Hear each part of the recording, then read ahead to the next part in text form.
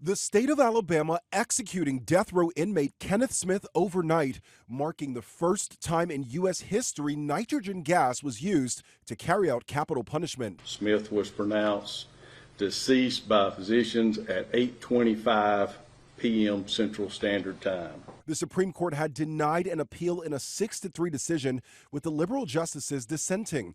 Justice Sotomayor accusing Alabama of experimenting with human life, saying having failed to kill Smith on its first attempt, Alabama has selected him as its guinea pig to test a method of execution never attempted before. Smith was one of 3 men convicted in the murder of Elizabeth Sennett in the 1980s. In 2022, Smith and the state of Alabama agreeing to a new form of execution after the state botched a lethal injection execution. In a settlement with Smith, the state of Alabama agreeing to not pursue lethal injection again and instead attempt a new method of execution, nitrogen hypoxia.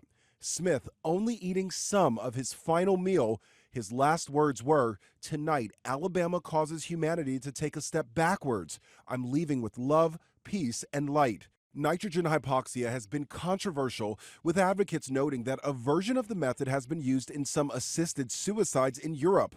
Lawyers for the state argue that the method is painless, with unconsciousness occurring in a matter of seconds. But the United Nations Human Rights Office called on Alabama to stop the execution, noting there is no scientific evidence to prove that execution by nitrogen inhalation will not cause grave suffering. Alabama says it will continue to use the method. Nitrogen hypoxia is one of the 3 methods of execution, so if the inmates choose it, then that's the method we will use. Lionel Moise, ABC News, New York.